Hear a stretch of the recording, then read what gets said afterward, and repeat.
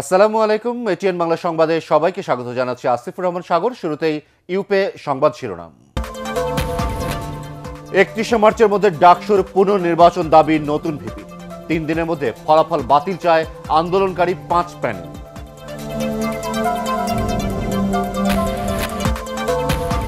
গ্যাসের দাম বাড়লে আন্তর্জাতিক বাজারে দেশীয় বাণিজ্য হুমকির মুখে পড়বে, পর্যবেক্ষণ হাইকোর্টে।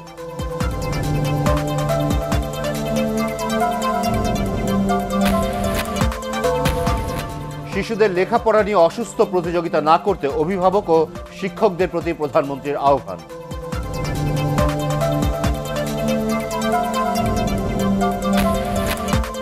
এবারে বিস্তারিত। ডাকসু নির্বাচনকে অস্বচ্ছ দাবি করে 31শে মার্চের মধ্যে পুনর্নির্বাচনের দাবি জানিয়েছেন নতুন ভিপি নুরুল হক নূর। আর 3 দিনের মধ্যে নির্বাচনের ফলাফল বাতিল করে পুনর্তফসিলের দাবিতে ঢাকা বিশ্ববিদ্যালয়ের উপাচার্য ডক্টর আখতারুজ্জামানকে স্মারকলিপি দিয়েছে আন্দোলনকারী 5 প্যানেল। তবে তাদের দাবি নাকচ করে দিয়ে উপাচার্য আখতারুজ্জামান বলেছেন, ক্যাম্পাসে কেউ বিশৃঙ্খলা করলে কঠোর ব্যবস্থা নেওয়া হবে। বিস্তারিত জানাচ্ছেন একরামুল হক সায়েম। সকালে কিছুটা শান্ত থাকলেও দুপুর গড়াতেই আন্দোলনকারী শিক্ষার্থীদের মিছিল স্লোগানে উত্তাল হয়ে ওঠে ক্যাম্পাস। শুরুতে রাজু ভাস্কর্যের সামনে বিক্ষোভ, পরে মিছিল নিয়ে উপাচার্য কার্যালয়ের সামনে অবস্থান করে বিক্ষোভ দেখান তারা। নির্বাচিত যারা হয়েছেন তারা অনশনকারীদের ফেলে, এখানে যে হাজার হাজার শিক্ষার্থী আছে তাদেরকে ফেলে কখনো শপথ গ্রহণ করতে পারেন না। এক পর্যায়ে বিক্ষোভে অংশ নিয়ে পুনর্নির্বাচনের আলটিমেটাম দেন নতুন নির্বাচিত ভিপি নুরুল হক নূর। 31শে মার্চের মধ্যেই পুনরায় নির্বাচন দিতে হবে এবং যারা এই নির্বাচনের কারচুপির সাথে জড়িত ছিল প্রশাসনের, তাদেরকে বহিষ্কার করে অন্যদেরকে নিয়োগ দিয়ে সুষ্ঠু নির্বাচন করতে হবে। ভিপি হিসেবে দায়িত্ব গ্রহণ করবেন কিনা সাংবাদিকদের এমন প্রশ্নেরও জবাব দেন নূর। যারা আমাকে ভোট দিয়ে নির্বাচিত করেছে তাদের চাওয়া পাওয়াকে প্রাধান্য দিয়ে তারা যদি আমাকে বলে শপথ নিতে, আমি শপথ নেব। তারা যদি বলে আমাকে শপথ না নিতে, আমি শপথ নেব। এর মধ্যেই সাধারণ ছাত্র অধিকার সংরক্ষণ পরিষদ, বাম জোট সহ নির্বাচনে অংশগ্রহণকারী 5 প্যানেলের প্রতিনিধিরা উপাচার্য ডক্টর আখতারুজ্জামানকে স্মারকলিপি দেন। শনিবারের মধ্যে নতুন নির্বাচনের তফসিল দেওয়ার দাবি জানান তারা। তিনি আমাদের দাবির ব্যাপারে কোনো ইতিবাচক দেননি। নতুন পূর্ণ তফসিল দেওয়া না হয় আর মামলাগুলো যদি প্রত্যাহার না করা হয়, আমরা কিন্তু এর পরবর্তীতে ঢাকা বিশ্ববিদ্যালয়কে অচল করে দিতে বাধ্য হব। এখানে কেউ কোনোভাবে বিশৃঙ্খলা, অশান্ত করার প্রয়াস নিলে সেগুলো কোনো ক্রমেই বিশ্ববিদ্যালয় সহ্য করবে না। এদিকে মঙ্গলবার বিকেল থেকে রাজু ভাস্কর্যের সামনে আমরণ অনশন কর্মসূচি করছেন কয়েকজন শিক্ষার্থী। তবে বিব্রতকর পরিস্থিতি তৈরি করতেই নির্বাচন নিয়ে মিথ্যা প্রচারণা চালানো হচ্ছে বলে দাবি করেছেন ছাত্রলীগ নেতারা। প্রোপাগান্ডা ভিত্তিক যে রাজনীতি করা হয়েছে, ব্লেম গেম খেলার মাধ্যমে যে সিম্প্যাথি কার্ড আদায় করার চেষ্টা করা হয়েছে এবং কুয়েত মৈত্রী হলের ঘটনার মাধ্যমে মিডিয়া ট্রায়াল করে ছাত্রলীগকে বিব্রতকর অবস্থায় ফেলানোর চেষ্টা করা হয়েছে। এদিন বিশ্ববিদ্যালয়ের একাডেমিক কার্যক্রম মোটামুটি স্বাভাবিক ছিল। একরামুল হক সায়েম, এটিএন বাংলা, ঢাকা। ঢাকা বিশ্ববিদ্যালয় কর্তৃপক্ষ সাধারণ শিক্ষার্থীদের আস্থা অর্জনে ব্যর্থ হয়েছে বলে মন্তব্য করেছেন আওয়ামী লীগের যুগ্ম সাধারণ সম্পাদক মাহবুবুল আলম হানিফ। জাতীয় প্রেস ক্লাবে এক আলোচনা সভায় তিনি বলেন, ডাকসু নির্বাচন নিয়ে কর্তৃপক্ষের কিছুটা অবহেলা ছিল। তবে নির্বাচিতদের অভিনন্দন জানিয়ে বিএনপির সমালোচনা করেন মাহবুবুল আলম হানিফ। ঢাকা বিশ্ববিদ্যালয় কর্তৃপক্ষ তারা সকল ছাত্রছাত্রীদের আস্থা অর্জনে কিছুটা হলেও তারা ব্যর্থ হয়েছেন। তাদের প্রতি সকলের আস্থাটা পরিপূর্ণভাবে কেন ধরে রাখতে পারে নাই, আমার মনে হয় কর্তৃপক্ষ সেটা খুঁজে দেখবেন। আমি আশা করি এই নির্বাচন উত্তরকালে সকল ভুল বোঝাবুঝির অবসান হয়ে ছাত্র সংসদ কার্যকরী ভূমিকা রাখবেন আমাদের ঢাকা বিশ্ববিদ্যালয়ের ছাত্রছাত্রীদের কল্যাণের জন্য। পর্যায়ক্রমে দেশের সব বিশ্ববিদ্যালয় ও কলেজের ছাত্র সংসদ নির্বাচন হবে বলে আশাবাদ ব্যক্ত করেছেন শিক্ষামন্ত্রী ডাক্তার দীপুমণি। সচিবালয়ে সংবাদ সম্মেলনে তিনি জানান, এতে সব ধরনের সহায়তা দেবে শিক্ষা মন্ত্রণালয়। কোচিং বাণিজ্য বন্ধে প্রস্তাবিত শিক্ষা আইনের পর্যালোচনা চলছে জানিয়ে তিনি বলেন, শিগগিরই তা চূড়ান্ত করা হবে। আগামীকাল দেশের 22,961টি মাধ্যমিক বিদ্যালয়ে দাখিল মাদ্রাসায় স্টুডেন্টস ক্যাবিনেট নির্বাচন হবে বলেও জানানো হয় সংবাদ সম্মেলনে। মোট 1,83,688 পদের বিপরীতে প্রতিদ্বন্দ্বিতা করছেন 3,24,837 প্রার্থী। নির্বাচন তো প্রায় 28 বছর পরে হলো, তো আমরা আশা করছি যে আমাদের সকল বিশ্ববিদ্যালয় এবং আমাদের যত কলেজগুলোও আছে সেখানেও পর্যায়ক্রমে এই নির্বাচনের ছাত্র সংসদগুলো গঠিত হবে। এখানে কারো উপর নিশ্চয়ই চাপিয়ে দিতে চাই না। আমরা চাই একটি সুন্দর পরিবেশে সুষ্ঠুভাবে সকল শিক্ষা প্রতিষ্ঠানে এই গণতন্ত্রের চর্চাটি হোক এবং আমাদের দিক থেকেও সকল রকমের সহযোগিতা থাকবে। গ্যাসের দাম বাড়লে আন্তর্জাতিক বাজারে দেশীয় বাণিজ্য হুমকির মুখে পড়বে বলে মনে করে হাইকোর্ট। গ্যাসের দাম বৃদ্ধির প্রক্রিয়া স্থগিত চেয়ে কনজিউমার্স অ্যাসোসিয়েশন অব বাংলাদেশ ক্যাবের আবেদনের শুনানিতে আদালত এ মন্তব্য করে। বছরে দুবার গ্যাসের দাম বাড়ানো নিয়ে প্রশ্ন তোলে বিচারপতি FRM নাজমুল আহসান ও বিচারপতি KM কামরুল কাদেরের দ্বৈত বেঞ্চ। হুমায়ুন চিস্তির রিপোর্ট। আবাসিক, বাণিজ্যিক ও শিল্প পর্যায়ে গ্যাসের দাম বাড়ানোর বিষয়ে সোমবার থেকে গণশুনানি শুরু করেছে Bangladesh energy regulatory commission BERC। এতে গৃহস্থালিতে 80% এবং সার ও বিদ্যুতে 210% পর্যন্ত দাম বাড়ানোর প্রস্তাব করা হয়েছে। গ্যাসের দাম বাড়ানোর এই প্রক্রিয়া স্থগিত চেয়ে বুধবার হাইকোর্টে রিট করে ভোক্তা অধিকার নিয়ে কাজ করা সংগঠন ক্যাব। শুনানিতে ক্যাবের আইনজীবী বলেন, স্বার্থান্বেষী মহলের মুনাফার জন্যই গ্যাসের দাম বাড়ানো হচ্ছে। এ সময় প্রতিবেশী দেশ ভারতের তুলনায় বাংলাদেশে গ্যাসের আমদানি মূল্য বেশি কেন, এমন প্রশ্ন তোলে আদালত। গ্যাসের দাম যদি অযৌক্তিকভাবে এরকম বেড়ে যায়, যেটা 102% আসলে বাড়ানো হচ্ছে, তাহলে আমাদের গার্মেন্টস ইন্ডাস্ট্রিগুলো চরমভাবে ক্ষতিগ্রস্ত হবে, যেটা আমাদের দেশের অর্থনীতিতে আসলে চরমভাবে বিরূপ প্রভাব ফেলবে। এটা আদালত মন্তব্য করেছে। তিতাস কিংবা GTCL এই প্রস্তাবনায় তারা কোথাও কেন তারা দামটা বাড়াতে চাইছে সেটার কোনো যৌক্তিকতা ব্যাখ্যা করেনি। তারা $10 করে গ্যাস আমদানির কথা বলছেন। সেই পরিপ্রেক্ষিতে মাননীয় আদালত প্রশ্ন করেছেন যে যেখানে ভারত বাইরের থেকে $6 করে গ্যাস আমদানি করছে, সেখানে আমরা কেন $10 করছি, সেটার কোনো উত্তর BRC কিংবা পেট্রোবাংলার পক্ষ থেকে মহামান্য আদালতের সামনে পেশ করা হয়নি। এই আইনের ধারা 34-এর 5 উপধারা অনুযায়ী বলা আছে, একটি অর্থ বছরের মধ্যে গ্যাসের দাম 2 বার বৃদ্ধি করা যাবে না। যদি একবার 16/10/2018 ইংরেজি তারিখে এই মূল্য বৃদ্ধি করা হয়, তাহলে আবার কিভাবে 11 মার্চ 2019 তারিখে গ্যাসের মূল্য বৃদ্ধির জন্য BRC শুনানি করে। শুনানিতে BERCর আইনজীবী বলেন, নতুন গ্যাস টার্মিনাল নির্মাণ ও আন্তর্জাতিক বাজার দর বিবেচনায় গ্যাসের দাম বাড়ানোর যৌক্তিকতা রয়েছে। তবে দাম বাড়ানো বা কমানোর চূড়ান্ত সিদ্ধান্ত নেওয়ার ক্ষমতা একমাত্র সরকারের। BERC যথেষ্ট যৌক্তিকতা দেখিয়েছে। আন্তর্জাতিক বাজারে গ্যাসের মূল্য কি হয়েছে, আমরা কত টাকা দিয়ে আগে কিনতাম, এখন কত টাকা দিয়ে আমরা আমদানি করছি, সব কিছু যৌক্তিকতা দেখানো হয়েছে। বৃদ্ধি করার ক্ষমতাটা কিন্তু BERC নাই। বৃদ্ধি করার ক্ষমতা একেবারে টোটালি সরকারের উপরে। আগামী 31 মার্চ গ্যাসের মূল্যবৃদ্ধি বিষয়ে আদেশের জন্য দিন ঠিক করেছে উচ্চ আদালত। তবে BERCর গণশুনানি চলবে বলে আদেশে বলা হয়েছে। হুমায়ুন চিস্তি, ATN বাংলা, ঢাকা। সব খাতে গ্যাসের দাম গড়ে প্রায় 103% বাড়াতে প্রস্তাব করেছে কুমিল্লা, নোয়াখালী ও আশপাশের এলাকায় গ্যাস বিতরণকারী Bakhrabad gas distribution company limited. Bangladesh energy regulatory কমিশনের অনুষ্ঠিত গণশুনানির 3য় দিনে এই প্রস্তাব উত্থাপন করে তারা। শুনানিতে দেশীয় গ্যাস কূপ খনন না করে উচ্চমূল্যের LNG আমদানির নামে গ্যাসের মূল্য বৃদ্ধিকে অযৌক্তিক দাবি করে বিরোধিতা করেন বিশ্লেষক ও ভোক্তা প্রতিনিধিরা। এদিকে গ্যাসের দাম বৃদ্ধির তৎপরতার প্রতিবাদে এনার্জি রেগুলেটরি কমিশনের সামনে বিক্ষোভ করেছে বাম গণতান্ত্রিক জোট। দাম বাড়ালে কঠোর কর্মসূচি দেওয়ার হুঁশিয়ারি দিয়েছেন জোটের নেতারা। বিভিন্ন গ্যাস কোম্পানি যারা আছেন তাদের সিস্টেম লসের নামে যে দুর্নীতি, সেটি পুকুর চুরি সেখানে হচ্ছে। সেই দুর্নীতি কমানোর কোনো দায় দায়িত্ব সরকার নিচ্ছে না। বাদ্যর মুরুদ নাই কিল মারার গোসাই। আরে সাহেব, আপনি তো গ্যাসই দিতে পারেন না, আপনি এনে বাড়াইতে আসছেন কেন? এই জবাবকে আপনি দিতে পারেন? বলেন তো। সারাদিন আমি গ্যাস পাচ্ছি না বাসা বাড়িতে, আপনি দাম বাড়াবার জন্য আবেদন করে বসে আছেন এবং সুন্দর করে কথা বলছেন। গণশুনানি নামে গ্যাসের দাম বাড়ানোর উদ্যোগ নিয়ে সরকার জনগণের সাথে প্রতারণা করছে বলে অভিযোগ করেছেন বিএনপির স্থায়ী কমিটির সদস্য আমির খসরু মাহমুদ চৌধুরী। জাতীয় প্রেস ক্লাবে আলোচনা সভায় তিনি বলেন, বারবার গ্যাসের দাম বাড়ানোর কারণে সাধারণ মানুষ ক্ষতিগ্রস্ত হচ্ছে।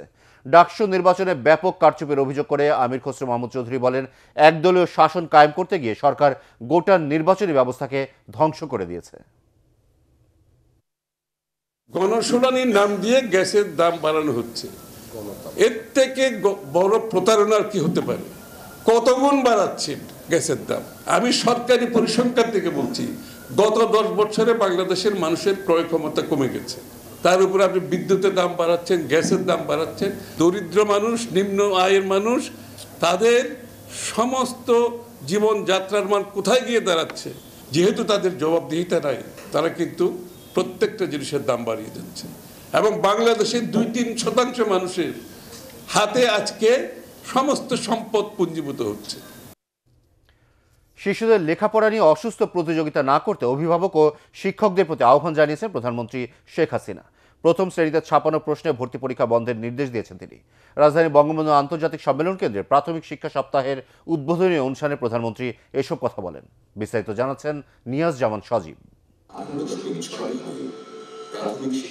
সবার জন্য মানসম্মত প্রাথমিক শিক্ষা নিশ্চিত করতে 1973 সালে বঙ্গবন্ধু শেখ মুজিবুর রহমান দেশের 36,000-এর বেশি প্রাথমিক বিদ্যালয় ও 1.5 লাখের বেশি শিক্ষকের চাকুরি জাতীয়করণ করেন।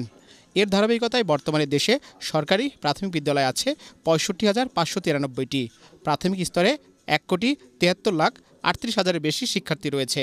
মানসম্মত প্রাথমিক শিক্ষা ও অব্যাহত অভিযাত্রা তুলে ধরতে পালিত হচ্ছে জাতীয় প্রাথমিক শিক্ষা সপ্তাহ। এ সময় শিক্ষা খাতে অর্থায়নকে বিনিয়োগ উল্লেখ করে প্রধানমন্ত্রী বলেন, আওয়ামী লীগ সরকার দায়িত্ব নেওয়ার পর বছরের প্রথম দিন শিক্ষার্থীদের হাতে পাঠ্য বই পৌঁছে যাচ্ছে। মিড ডে মিল চালু, শিক্ষার্থী ঝরে পড়া কমানো, শিক্ষকদের পদমর্যাদা বৃদ্ধি, খেলাধুলার সুযোগ তৈরি সহ নানা উদ্যোগের কারণে প্রাথমিক শিক্ষাচক্র সমাপনের হার শতকরা 81.4 উন্নীত হয়েছে। শিক্ষাটাকে সহজ করে আমাদের কোমলমতি শিশুদের কাছে তুলে দেওয়া, কোনো মতেই যেন তাদেরকে কোনো অতিরিক্ত চাপ না দেওয়া হয়, তাহলেই দেখবেন যে তারা ভিতরে একটা আলাদা শক্তি পাবে। আর এই একদম ভিতটা শক্তভাবে তৈরি হবে।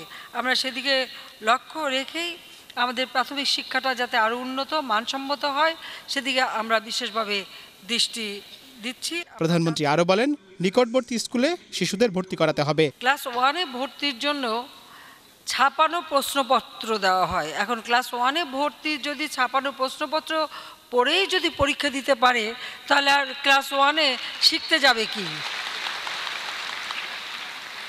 এই প্রক্রিয়াটা কিন্তু বাতিল করতে হবে। যে কোনো এলাকা ভিত্তিক যে সকল প্রাইমারি স্কুল আছে, এটা ঢাকা শহর হোক, সারা বাংলাদেশ হোক, যে ওই এলাকার সমস্ত শিশু তার স্কুলে ঢোকার বয়স হওয়ার সাথে সাথেই তাকে স্কুলে নিয়ে নিতে হবে। 4-5 বছরের মধ্যেই তারা স্কুলে যাচ্ছে, তাদেরকে স্কুলে নেওয়ার ব্যবস্থা করে দিতে হবে।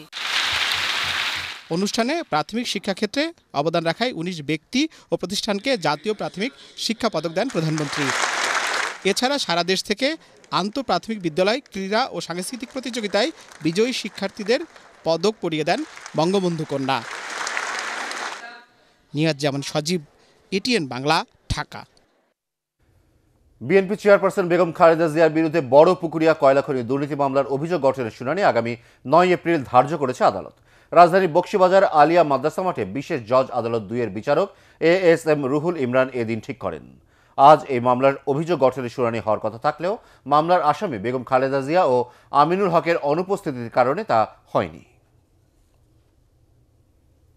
বেগম খালেদা জিয়াকে আদালতে উপস্থিত করতে পারেন, সে কারণে মামলার কার্যক্রমে অগ্রসর হওয়ার সুযোগ নাই।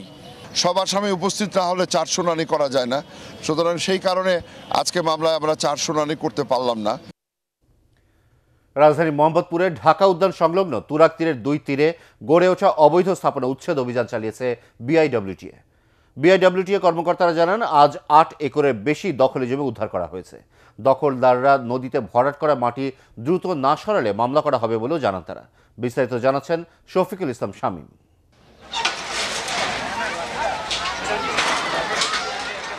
নদীর 2 তীর দখলমুক্ত করার লক্ষ্যে চলমান বিআইডব্লিউটিএ কর্তৃপক্ষের 17তম দিনের অভিযানে মোহাম্মদপুর বেড়িবাঁধ সংলগ্ন তুরাগ হাউজিং এস্টেটের বেশ কয়েকটি অবৈধ স্থাপনা ভেঙে দেওয়া হয়েছে।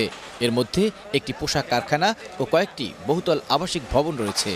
আবাসন কোম্পানি থেকে প্লট নেয়া ক্রেতারা চাইছেন তাদেরকে ওইসব কোম্পানি থেকে ক্ষতিপূরণ দেয়া হোক। আমরা জাস্ট ক্রেতা হিসেবে আমরা কিনে নিছি, এখন এইটার দায়ভারটা কে নেবে? তখন যদি এটা যদি রেজিস্ট্রি না দিত তাহলে তারা আমরা এইটা হইতাম, সাপারেটটা হইতাম না। এছাড়া তুরাগের অপর তীরে বড় বরদেশি এলাকায় নদী ভরাট করে গড়ে ওঠা silicon city, Akashnila western housing, Anirban হাউজিংয়ে উচ্ছেদ অভিযান চালানো হয়। অভিযোগ রয়েছে নদীর কয়েকশো একর জমি ভরাট করে এসব হাউজিং কোম্পানি প্লট বিক্রি করছে।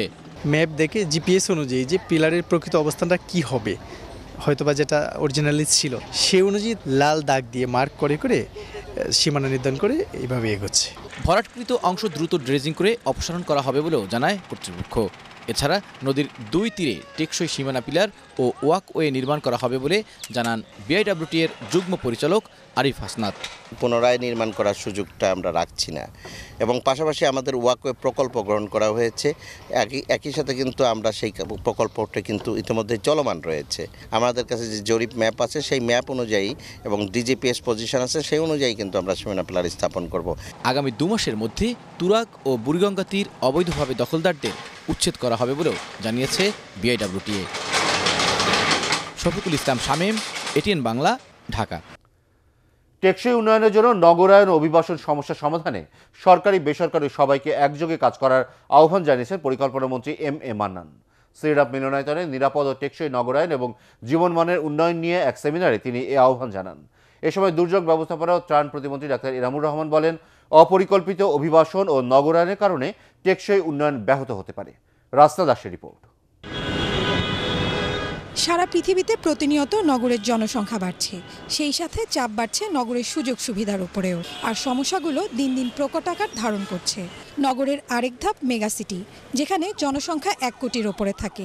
সেই হিসেবে বিশ্বের 32টি মেগাসিটির মধ্যে আছে ঢাকাও। বড় জনসংখ্যার চাপ দেখা যায় ঢাকা সহ অন্যান্য বিভাগীয় শহরেও। তাই এই অবস্থা থেকে বের হতে এখনই সুনির্দিষ্ট পরিকল্পনা এবং তার বাস্তবায়ন করার সুপারিশ করলেন আলোচকরা। Ways of accommodation, ways of accommodating human security needs of climate change induced internal migrants for the creation of safe and sustainable cities as very relevant and time-worthy research in perspective of Bangladesh. পরিকল্পনা মন্ত্রী M A. Mannan জানান, কেবল অভিবাসীদের জন্যই নয়, সকল নাগরিক সুবিধা নিশ্চিত করে শহরগুলোকে সাজানোর উদ্যোগ আছে সরকারের।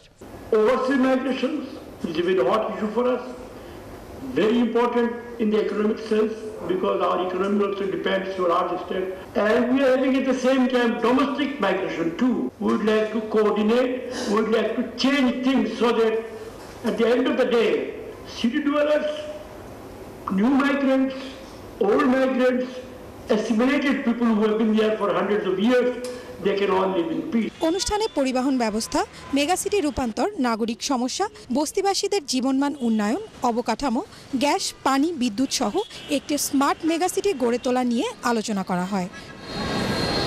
রাস্তা দাস, এটিএন বাংলা, ঢাকা। আগামী অর্থ বছরের বাজেটে ব্যবসায়ীদের অগ্রিম আয়কর এআইটির ব্যবস্থা থাকবে, তবে করের হার পুনর্বিবেচনা করা হবে বলে জানিয়েছেন এনবিআর চেয়ারম্যান মোশাররফ হোসেন ভূঁইয়া। তিনি জানান, স্থানীয় শিল্প সুরক্ষায় বরাবরের মতো প্রণোদনা থাকবে। এছাড়া আসছে বাজেটে কর কাঠামোয় বড় কোনো পরিবর্তন আসবে না। মাহবুবুল আলমের রিপোর্ট। আগের অর্থ বছরের চেয়ে 42 ভাগ বাড়িয়ে চলতি অর্থ বছরের কর আদায়ের লক্ষ্যমাত্রা ঠিক করেছিল জাতীয় রাজস্ব বোর্ড এনবিআর। প্রতি বছর সংশোধন করলেও এবার লক্ষ্যমাত্রার পুরোটা আদায়ে আশাবাদী এনবিআর চেয়ারম্যান। রাজধানীতে মেট্রোপলিটন চেম্বার আয়োজিত মধ্যাহ্নভোজ সভায় এনবিআর চেয়ারম্যান এসব কথা জানিয়ে নতুন অর্থ বছরের রাজস্ব পরিকল্পনার কথা তুলে ধরেন। বড় আকারের কোনো বাড়তি ট্যাক্স আমরা করতে চাই না। বিজনেস পার্সনস, ডোমেস্টিক ইন্ডাস্ট্রি, এইগুলিকে প্রণোদনা দেওয়ার ক্ষেত্রে বিশেষ করে in terms of revenue tax and VAT এবং কাস্টমস ডিউটি আমাদের কিছু চেষ্টা অব্যাহত থাকবে। এ সময় কর আদায় প্রক্রিয়ার বিভিন্ন সমস্যা ও সম্ভাবনা নিয়ে কথা বলেন ব্যবসায়ী নেতারা। এনবিআর চেয়ারম্যান জানান, বাজেটের আগে সব পক্ষের সাথে আলোচনা করেই কর কাঠামো ঠিক করা হবে। এই মুহূর্তে আমরা এআইটির উপর চাপ কমাই দিতে পারবো না, তবে একটা বিষয় আমি বলতে চাই যে পার্সেন্টেজ অফ এআইটি কোনো জায়গায় 7%, কোনো জায়গায় এই 4%, 5%। আপনারাই আমাকে উপায় বের করে দিবেন যে রেভিনিউ এফেক্ট না করে how to reduce the tax rate. এ সময় তৈরি পোশাক এবং অপ্রচলিত কৃষিজাত ও নতুন পণ্য রপ্তানিতে কর অব্যাহতি সহ বাজেটে বিভিন্ন সুবিধা রাখার পরিকল্পনার কথাও তুলে ধরেন NBR chairman. The tax rate. Mahbubul Alam, ATN Bangla, Dhaka. দানবীর রণদা প্রসাদ শাহ স্মারক স্বর্ণপদক অনুষ্ঠানে যোগ দিতে কাল টাঙ্গাইলের মির্জাপুরে যাচ্ছেন প্রধানমন্ত্রী শেখ হাসিনা। এই উপলক্ষে উৎসবের আমেজ পুরো জেলায়।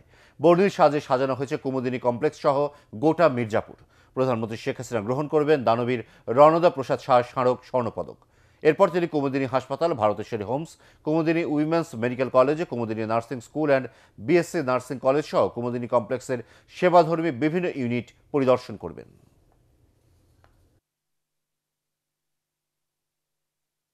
আমাদের প্রতিষ্ঠানে প্রধানমন্ত্রী আসছে, তো আমরা সেই হিসেবে আমাদের কর্মকাণ্ড শুরু করেছি। উনি যে আমাদের হোমসের ভিজিট করতে আসছে, তার জন্য আমরা খুবই গর্বিত। প্রধানমন্ত্রী আমাদের এই শিক্ষা প্রতিষ্ঠানে আসার উপলক্ষে আমরা এবং মেয়েরা ভীষণ আনন্দিত এবং উৎফুল্ল।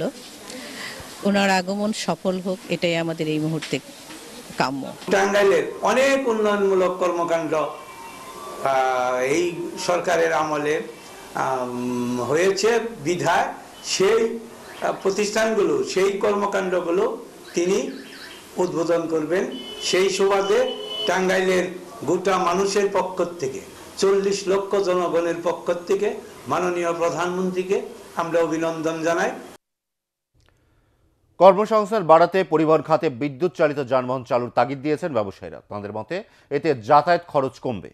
তবে ইলেকট্রনিক 3 হুইলারকে বৈধতা দেওয়ার আগে ব্যাটারি বর্জ্য ব্যবস্থাপনা নিয়ে সমন্বিত নীতি প্রণয়নের পরামর্শ দিয়েছেন বাণিজ্যমন্ত্রী টিপু মুন্সি। রাজধানীতে বিদ্যুৎ চালিত যানবাহনের সম্ভাবনা নিয়ে আলোচনা সভায় এসব কথা উঠে আসে। বিস্তারিত শরফুল আলমের রিপোর্টে। বিজনেস ইনিশিয়েটিভ লিডিং ডেভেলপমেন্ট বা বিল পরিচালিত জরিপের তথ্য অনুযায়ী 5 জেলায় 58,000-এরও বেশি ব্যাটারি চালিত 3 হুইলার রয়েছে।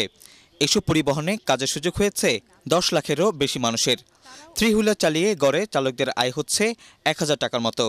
আর তাই এই শিল্পের বিকাশে প্রতিবেশী দেশের মতো বাংলাদেশেও বিদ্যুৎ চালিত যানবাহন চালুর দাবি জানিয়েছেন ব্যবসায়ীরা।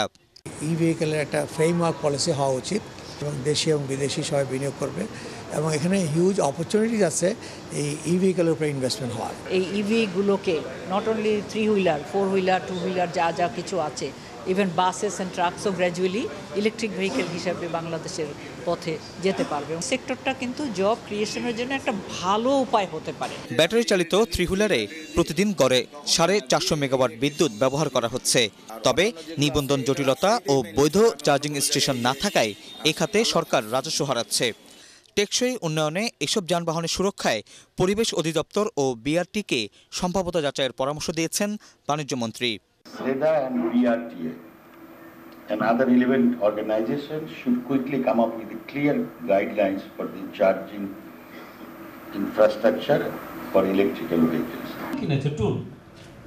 অনুষ্ঠানে উদ্যোক্তারা জানান, বিদ্যুৎ চালিত যানবাহন চালু হলে এ খাত সংশ্লিষ্ট ব্যবসা বাণিজ্য আরও বেশি প্রসারিত হবে। শরফুল আলম, এটিএন বাংলা, ঢাকা। রোহিঙ্গাদের জন্য পাওয়া অর্থের 4 ভাগের 3 ভাগও খরচ করে না কিছু এনজিও। সচিবালয়ে আইন শৃঙ্খলা সংক্রান্ত মন্ত্রিসভা কমিটির বৈঠক শেষে এ তথ্য জানিয়ে মুক্তিযুদ্ধ বিষয়ক মন্ত্রী আ.ক.ম মোজাম্মেল হক বলেন, কোনো এনজিও শুধু কক্সবাজারে হোটেল বিলই পরিশোধ করেছে 150 কোটি টাকা। এসব অভিযোগ খতিয়ে দেখে প্রতিষ্ঠানগুলোর তালিকা করতে গোয়েন্দা সংস্থাকে নির্দেশ দেওয়া হয়েছে। রোহিঙ্গাদের ভাষাচরে সরিয়ে নেওয়ার কাজ চূড়ান্ত পর্যায়ে জানিয়ে মন্ত্রী আরও বলেন, বাংলাদেশে থাকাকালে রোহিঙ্গাদের নিরাপত্তা নিশ্চিত করার দায়িত্ব সরকারের। বিদেশ থেকে যে টাকা আনে রোহিঙ্গা, তাদের জন্য 25% খরচ হয় না, 75 ভাগে খরচ হয় যারা এগুলো দেখাশোনা করার জন্য যারা আসে ওনাদের জন্য। এটা খুবই দুঃখজনক। আইডেন্টিফাই করার জন্য আমাদের গোয়েন্দা সংস্থাকে বলা হয়েছে তারা সেবা দেওয়ার চেয়ে অন্যদিকে নজর তাদের বেশি, তাদের নাম সহ দেওয়ার জন্য, তদন্ত করে দেওয়ার জন্য আমরা গোয়েন্দা বিভাগকে আমরা সেই নির্দেশনা দিয়েছি। রাজধানীর বায়ু দূষণ রোধে সংশ্লিষ্টদের কার্যক্রমে ক্ষোভ প্রকাশ করেছে হাইকোর্ট। পরিবেশ অধিদপ্তরের পরিচালককে 10 এপ্রিল এ বিষয়ে ব্যাখ্যা দেওয়ার নির্দেশ দিয়েছে আদালত। এক রিট আবেদনের প্রাথমিক শুনানি শেষে বিচারপতি FRM নাজমুল আহসান ও বিচারপতি KM কামরুল কাদেরের দ্বৈত বেঞ্চ এই নির্দেশ দেয়। বায়ু দূষণ নিয়ন্ত্রণে হাইকোর্টের নির্দেশনা অনুযায়ী কী ব্যবস্থা নেওয়া হয়েছে সে বিষয়ে আজ অগ্রগতি প্রতিবেদন জমা দেয় পরিবেশ অধিদপ্তর ও ঢাকার 2 সিটি কর্পোরেশন। পরিবেশ অধিদপ্তরকে বলেছেন যে আপনারা যদি কাজ না করেন তাহলে পরে আপনাদের এই দুর্বলতার কারণে কিন্তু বাংলাদেশে বসবাস অযোগ্য হয়ে যাবে। এবং সর্বশেষ পরিচালক যিনি আছেন তাকে আগামী 10ই এপ্রিল আদালতে হাজির হয়ে বায়ু দূষণ সংক্রান্ত বিষয়ে কি পদক্ষেপ নেওয়া হচ্ছে সেটি অবহিত করতে বলেছেন। ফার্মগেট এবং গাবতলীতে 2 জায়গায় বায়ু দূষণের পরিমাণ নির্ধারণের জন্য আপনার যন্ত্রপাতি স্থাপন করা আছে। আমরা আবেদন করেছি ঢাকা শহরে আরও 5টি জায়গায় এই বায়ু দূষণ নিয়ন্ত্রণের জন্য তারা পরিমাপ করবে এবং আদালতে প্রতিবেদন দেবে। আদালত সেটি অনুমোদন করেছে। এবার আল আরাফা ইসলামী ব্যাংক অর্থ সংবাদ।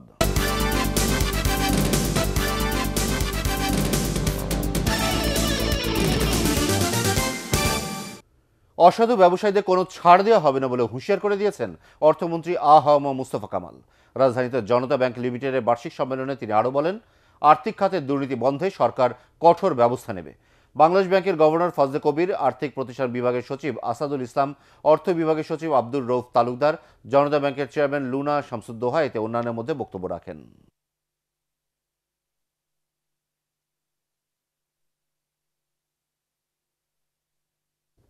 এবার আন্তর্জাতিক সংবাদ।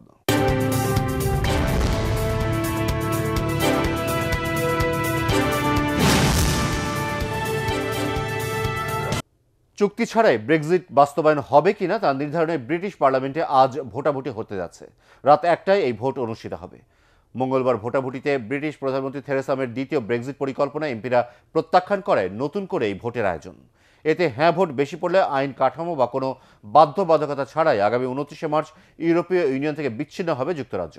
এদিকে পরপর দুবার আলোচনা সমঝোতার ভিত্তিতে তৈরি পরিকল্পনা ব্রিটিশ পার্লামেন্টের নাকচ হয় আবারও তার টেবিলে আনার সুযোগ নেই বলে জানিয়েছেন ইইউ নেতারা। এর ফলে ব্রেক্সিট কিভাবে বাস্তবায়িত হবে তা পুরোটাই যুক্তরাজ্যের উপর নির্ভর করছে বলে জানিয়েছেন ইউরোপীয় ইউনিয়নের প্রধান মধ্যস্থতাকারী মাইকেল বার্নিয়ার।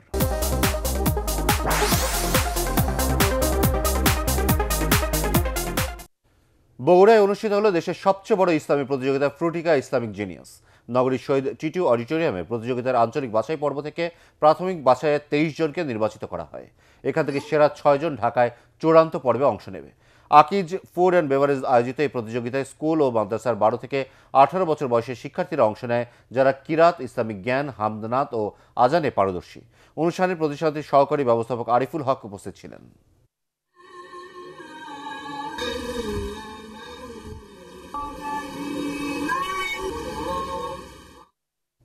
এবার পার্টেক্স খেলার খবর।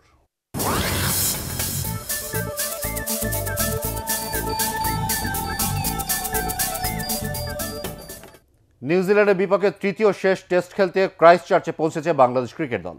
এবারে নিউজিল্যান্ড সফর বাংলাদেশের কাছে অনেকটা দুঃস্বপ্নের মতোই, কারণ 3 ম্যাচের ওয়ানডে সিরিজে হোয়াইট ওয়াশ হওয়ার পর টেস্ট সিরিজেও হোয়াইট ওয়াশ হওয়ার শঙ্কায় এখন মাহমুদুল্লাহ রিয়াদের দল। এর আগে হ্যামিল্টন ও ওয়েলিংটন টেস্টে কিউইদের কাছে ইনিংস ব্যবধানে হারে বাংলাদেশ। আগামী 16 মার্চ শুরু হবে শেষ টেস্ট। ভুটানের বিপক্ষে ম্যাচ দিয়ে আগামীকাল সাফ চ্যাম্পিয়নশিপ মিশন শুরু করছে বাংলাদেশের মেয়েরা। প্রতিপক্ষের শক্তিমত্তা নিয়ে না ভেবে মাঠে নিজেদের কাজগুলোই যথাযথ করার পরামর্শ দিয়েছেন বাংলাদেশ কোচ গোলাম রব্বানী ছোটন। বিরাটনগরের রংশালায় বিকাল 3:15টায় শুরু হবে ম্যাচটি। নেপাল থেকে রিপোর্ট করছেন SM আশরাফ। সাবিনা মৌসুমীদের সাফল্যের ঝুড়িটা এবার আরও সমৃদ্ধ করার পালা। তাদের হাত ধরেই তো 2017 আর 18তে অনূর্ধ্ব 15 ও অনূর্ধ্ব 18 সাব ফুটবলের শিরোপা ঘরে তুলেছিল বাংলাদেশ। সেই দলের বেশিরভাগ সদস্যই যখন এবার সিনিয়র দলের হয়ে খেলতে নামছেন, স্বপ্নের পারতটা তো একটু চড়বেই। সেই স্বপ্নের পথে প্রথম দেয়ালটা অপেক্ষাকৃত ছোটই, তা ডিঙানোর উপায়টাও বাতলে দিলেন কোচ গোলাম রব্বানী। নিজেদের খেলায় থাকতে হবে, নিজেদের পারফরমেন্স করতে হবে। আশা করি যে সুযোগ আসবে, সুযোগ কাজে লাগালে আমরা ম্যাচ জয়লাভ করে ইনশাল্লাহ মারতে পারি। হাতে ধরে বাংলাদেশের কোচ শেখাচ্ছিলেন কি করে ঘাসের মাঠে বাতাসে বল পাঠাতে হয়। ভুটানের সঙ্গে ম্যাচটা জিতে আমাদের কাছে খুবই গুরুত্বপূর্ণ, কারণ ওটা আমরা যে বাংলাদেশ থেকে যে টার্গেট নিয়ে আসছি সেমিফাইনাল, তো ভুটানের ম্যাচটা উইন করার মাধ্যমে আমরা সেই লক্ষ্যে পৌঁছাতে পারবো। যাদের সাথে খেলা হবে আমরা তাদের শক্ত প্রতিপক্ষ ভাবতেই হবে। মৌসুমে শুধু জয়কেই গুরুত্ব দিলেন, তবে এর মাঝে যে সমীকরণটুকু রয়ে গেল এড়িয়ে গেলেন তা। সাব ফুটবলে কোনো পর্যায়ে ভুটানের বিপক্ষে হার নেই বাংলাদেশের মেয়েদের, তাই জয় নিয়ে ভয় নেই। তবে গোল ব্যবধানটা একটা গুরুত্বপূর্ণ ভূমিকা পালন করতে পারে, কেননা ভুটানকে বড় ব্যবধানে হারাতে পারলেই সেমিফাইনালে এড়ানো যাবে ভারতকে। এর আগে 4 আসরে 2বার ভুটানের বিপক্ষে খেলেছে সাবিনারা, যেখানে প্রতিপক্ষের জালে গোল সংখ্যা ছিল 10টি। S M Ashraf, ATN Bangla, Biratnagar, Nepal. Tiger allrounder Shakib Al হাসানের আইপিএল খেলার অনুমতি আছে, তবে খেলতে যাওয়ার আগে শতভাগ ফিটনেস থাকতে হবে তার। আইসিসি ও কোকাকোলার গ্লোবাল স্ট্র্যাটেজিক পার্টনারশিপ ঘোষণার অনুষ্ঠান শেষে এই কথা বলেন বিসিবি পরিচালক জালাল ইউনুস। তিনি বলেন, পুরোপুরি ফিট থাকলে আইপিএলে সাকিবের খেলা নিয়ে কোনো সমস্যা নেই, তবে আইপিএলের পরই যেহেতু বিশ্বকাপ, তাই সেদিকে বিশেষ নজর রাখতে হবে যেন আবারও ইনজুরির সংখ্যায় না পড়েন সাকিব।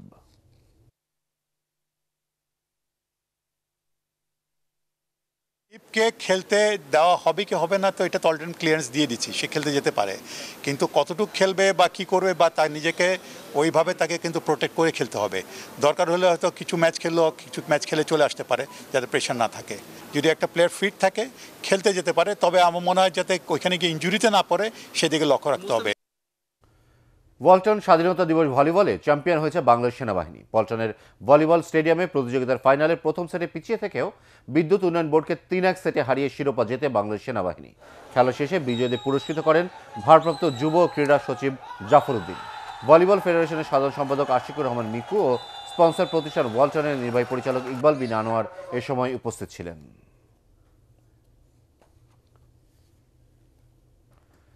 শেষ করার আগে ইউপে সংবাদ শিরোনাম আরও একবার। 31শে মার্চের মধ্যে ডাকসুর পুনর্নির্বাচন দাবি নতুন ভিপির। 3 দিনের মধ্যে ফলাফল বাতিল চায় আন্দোলনকারী 5 প্যানেল।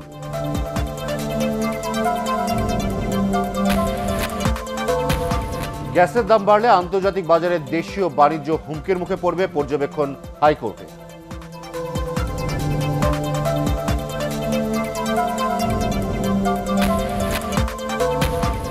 শিশুদের লেখাপড়া নিয়ে অসুস্থ প্রতিযোগিতা না করতে অভিভাবক ও শিক্ষকদের প্রতি প্রধানমন্ত্রীর আহ্বান।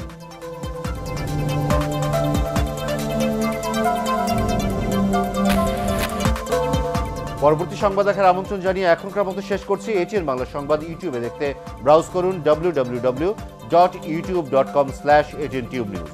সাবস্ক্রাইব করে থাকুন এটিএন বাংলার সাথে।